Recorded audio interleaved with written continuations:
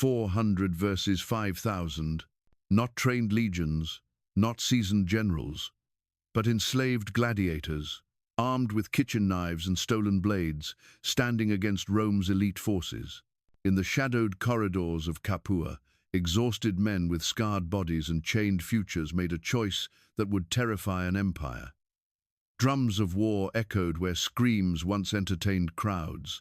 Blood-soaked sand was replaced by rebellion. Capua did not sleep, it devoured.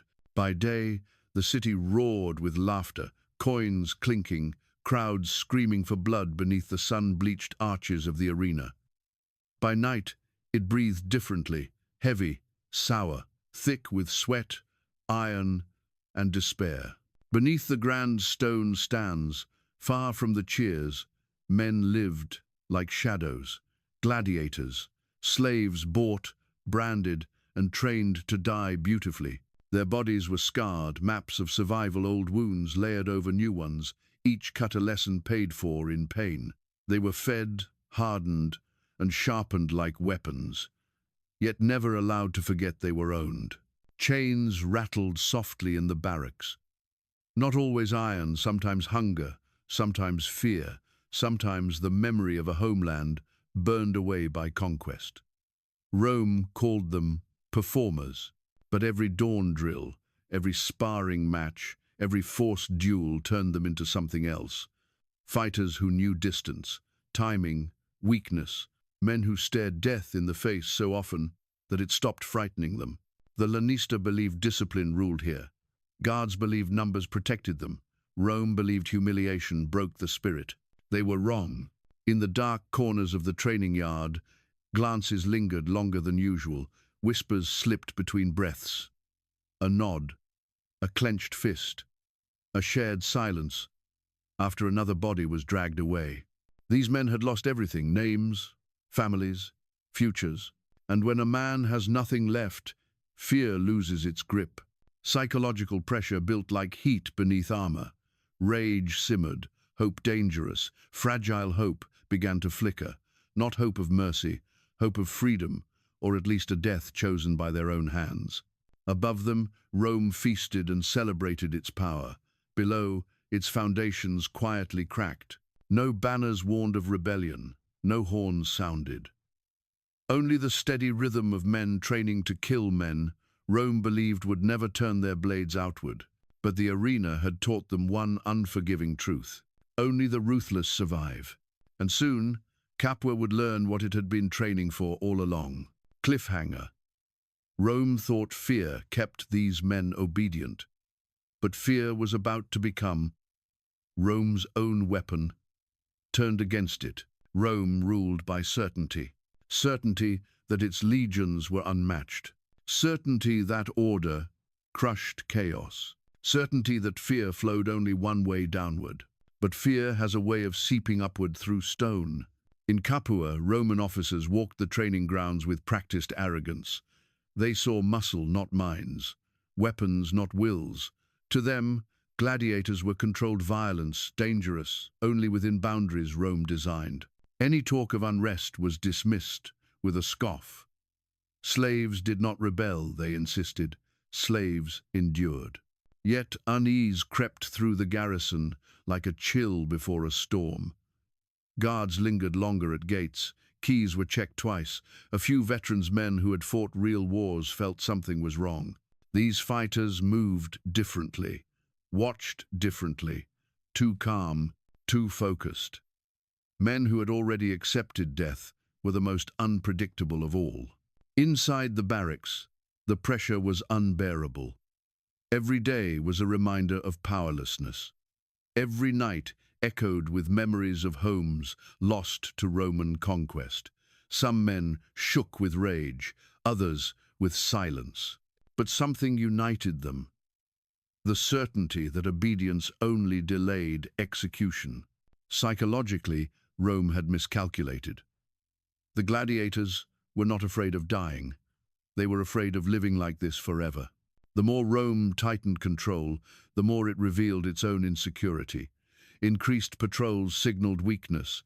Harsh punishments bred unity instead of obedience. Each crack in Roman confidence strengthened the resolve of the enslaved. And still, Rome hesitated. Commanders debated procedure, while resentment hardened into resolve. They prepared for a riot, an angry outburst, quickly crushed. What they failed to understand was that this was not chaos brewing. It was discipline of a different kind. Discipline forged in pain. Discipline without loyalty to Rome. Fear was no longer a chain around the gladiators' necks. It had crossed the line, settling instead in the minds of those tasked with controlling them. And fear, once misplaced, becomes fatal. Capua was not built for legions. Its streets twisted and narrowed like a trap, stone corridors choking movement, corners blinding sightlines. Roman warfare thrived on open ground, on space, formation, rhythm, shields locked, commands echoed, order ruled. But here, order suffocated. The gladiators understood this instinctively. They had lived inside these walls, memorized every passage, every shadow, where a man could disappear and strike again. The barracks, the training yards, the service tunnels beneath the arena, this was their world. Rome owned the city, but the gladiators knew it. Weapons were never meant to leave the ludus, yet blades were everywhere. Training swords hardened into killing tools. Kitchen knives sharpened in secret. Broken spearheads hidden beneath straw. Armor was scavenged, pieces stolen, traded, repaired. Nothing matched. Nothing shone. But every item had purpose. Roman commanders made their first mistake here. They assumed control of equipment meant control of violence. They also assumed numbers would overwhelm resistance. 5,000 elite troops, drilled and confident, were more than enough to crush a few hundred slaves. On paper, the outcome was obvious. Reality would not follow paper. Gladiators did not fight in lines. They fought in pairs, in sudden bursts, in coordinated chaos. They understood timing, not formations, weakness, not rank. Years of arena combat had trained them to read opponents in heartbeats, to recognize hesitation, fatigue, fear. Roman strategy relied on discipline. Gladiator strategy relied on survival. As Roman units advanced into confined spaces, their advantages dissolved. Shields collided with walls. Orders overlapped and vanished in echoing stone. Commanders lost sight of their men. Messengers ran into dead ends. Each step forward tightened the trap. Rome prepared for resistance. The gladiators prepared for war. And as tension thickened the air, as steel was gripped with purpose instead of performance, one truth became impossible to ignore. This uprising was not reckless. It was calculated. The empire had mistaken brutality for control and discipline for loyalty. The spark did not announce itself with horns or banners. It came quietly, like most disasters Rome failed to notice. A routine moment, a careless habit, a guard distracted by boredom and certainty, keys hanging too loose at his side. A gate left unsecured for a heartbeat too long. One blade was enough. A training sword dulled for spectacle was seized and driven with intent instead of choreography. The first shout echoed sharp and sudden through the stone corridors beneath the arena. Confusion followed instantly. Orders collided. Boots thundered. For a breath, no one understood what was happening. Then everything happened at once. Chains were ripped away. Doors slammed open. Men surged forward, not screaming, not panicking, but moving with terrifying clarity. Years of controlled violence were unleashed in a single heartbeat. Gladiators did not hesitate. Hesitation was something the arena had beaten out of them long ago. Roman guards scrambled, trying to form lines where none could exist. Commands were shouted, then drowned in chaos. Torches fell. Shadows leapt across walls. Steel flashed in cramped spaces never meant for battle. The architecture itself betrayed Rome, tight corridors turning discipline into disorder. This was the moment Rome lost control. The rebellion did not grow, it exploded. Every gladiator knew his role, without being told. One blocked passages, another disarmed, another struck and vanished into the maze. It was not rage alone driving them, but precision born of survival. Roman commanders rushed reinforcements forward. Confident numbers would crush resistance. But by the time troops entered the arena complex, the uprising had already outpaced command. Rome had planned for unrest. It had not planned for coordination. What should have been a brief disturbance became an uncontrollable storm. The empire's response lagged behind the reality unfolding inside its own walls. And as more Roman boots flooded into Capua, one fatal truth emerged. Numbers would not save them here. The arena was never meant for war. It was designed for spectacle, for controlled death beneath the gaze of thousands. But now, its stone corridors echoed with something far more dangerous than applause. Roman troops poured in with confidence, shields raised, formations tightening as they advanced. This was familiar ground to them. Restore order, crush resistance, reassert dominance. They expected panic. They expected slaves to scatter. They found predators. The first Roman lines slowed almost immediately. Visibility collapsed as dust rose from trampling boots. Torches flickered against stone, throwing broken shadows that made every corner feel alive. Orders were shouted, repeated, contradicted. The tight discipline Rome relied upon began to unravel with each step forward.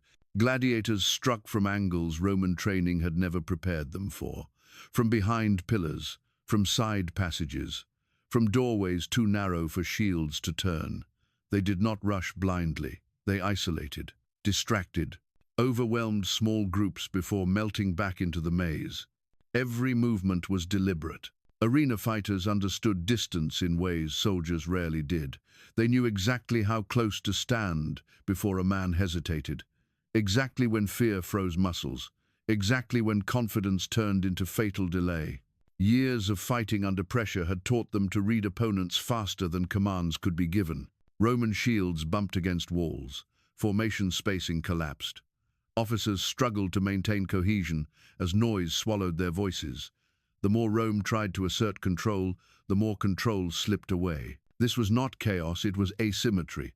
5,000 troops meant nothing when only dozens could fight at once. Numbers clogged corridors. Reinforcements became obstacles. Momentum died inch by inch, step by step, as the arena devoured the very structure Rome depended on. For the first time, Roman soldiers hesitated not from wounds, but from uncertainty. From the realization that they were no longer advancing into dominance, but into a trap designed by men who knew this killing ground better than any architect. The balance had not yet broken, but it was bending dangerously. The moment came without ceremony. No trumpet sounded, no signal was given, just a subtle shift, felt rather than seen. Roman hesitation spread like a fracture through stone. A unit at the front slowed, unsure whether to advance or brace. Another pressed forward too aggressively, losing cohesion. Shields no longer overlapped cleanly. Gaps opened small at first, then deadly. The gladiators noticed instantly. They always did. They surged not as a mass, but as a wave of precision. Pairs moved together, flanking, distracting, isolating. A Roman soldier stepped back instinctively, bumping into the man behind him. Formation broke. Panic flickered across faces that had never known it. This was the turning point. Roman officers shouted orders that could no longer be obeyed. The noise was too great, the corridors too tight, the men too confused. Discipline, Rome's greatest weapon, became useless without space to enforce it. The psychological shock was devastating. These were elite troops trained to dominate battlefields, now being outmaneuvered by men they had once chained and paraded for entertainment. Confidence collapsed faster than lines ever could. The gladiators pressed harder. Every retreat became disorder. Every attempt to regroup created congestion. Rome's numerical superiority turned against itself, clogging movement, trapping soldiers where only a few could fight. What should have been reinforcement became suffocation. Fear finally changed sides. Roman soldiers began to look over their shoulders, to question commands, to doubt the certainty drilled into them since youth. And once doubt enters a formation, it spreads faster than any blade. This was no longer a battle, it was a collapse. The arena complex echoed with the sound of an empire losing control, not through defeat alone, but through humiliation. The unthinkable was happening. Rome was being driven back, forced to withdraw by men it refused to acknowledge as equals. By the time the retreat began, the damage was irreversible. Authority had shattered. The myth of invincibility lay broken on the stone floor of Capua, and the message was clear, even if Rome refused to hear it. Power, once exposed as fragile, can never be fully restored. When the noise finally faded, Capua felt unnaturally quiet. Dust hung in the air, drifting slowly through corridors that had moments ago thundered with movement and fear.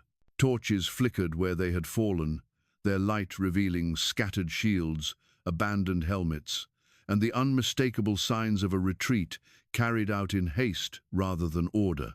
Rome had pulled back, not in triumph, not with authority, but with caution and disbelief. The cost was counted carefully.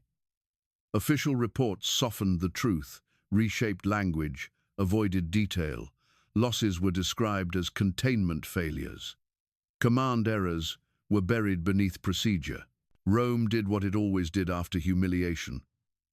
It controlled the narrative, but whispers moved faster than decrees. Across Italy, soldiers spoke quietly of Capua, of elite troops pushed back by gladiators, of formations that broke, of fear where confidence should have stood.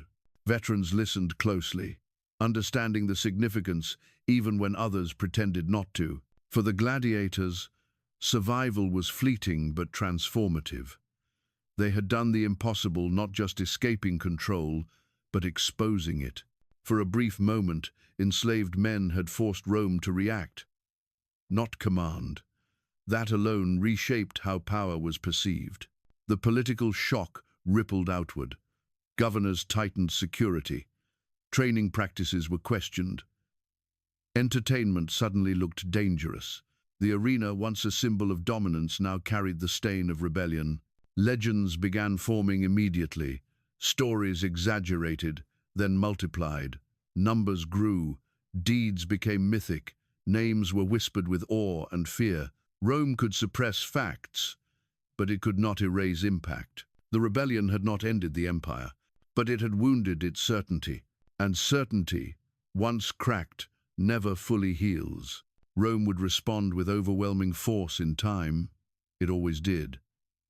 But the lesson of Capua lingered beneath every command, every patrol, every glance at chained men trained to fight. Because now Rome knew something it wished it didn't. Even absolute power can be challenged, and sometimes it bleeds without ever being struck again. Rome survived Capua, but it did not emerge unchanged. Official records grew quiet. Chroniclers softened language. Numbers were adjusted. Causes were reframed. The empire preferred its rebellions small, its victories clean, its authority unquestioned. Capua fit none of those needs. So Rome buried it beneath procedure, punishment, and silence. Yet history does not vanish so easily. The rebellion revealed something Rome could never fully suppress. Oppression is a forge. The same system that fed the arenas with broken men had unknowingly created disciplined killers, fighters stripped of loyalty, trained without mercy, and pushed beyond fear. Rome had mistaken control for obedience and cruelty for stability. That miscalculation echoed far beyond Capua. From that moment on, gladiator schools were watched more closely. Chains grew heavier, surveillance tighter. Rome adjusted not out of wisdom, but out of fear, because the image of elite troops driven back by enslaved men lingered like a shadow behind every command. The lesson was simple and deeply unsettling. Empires do not fall only to foreign enemies. They collapse when arrogance blinds them to the strength they create in those they crush. Capua became a warning spoken rarely, remembered reluctantly. A moment when the powerless seized control, long enough to expose the illusion of invincibility. Rome would endure for centuries more, but it would never again look at the arena the same way. Every cheer, every roar for blood carried an unspoken risk. Because beneath the sand, beneath the chains, beneath the silence, resistance waited, and sometimes history is not erased. It is merely delayed.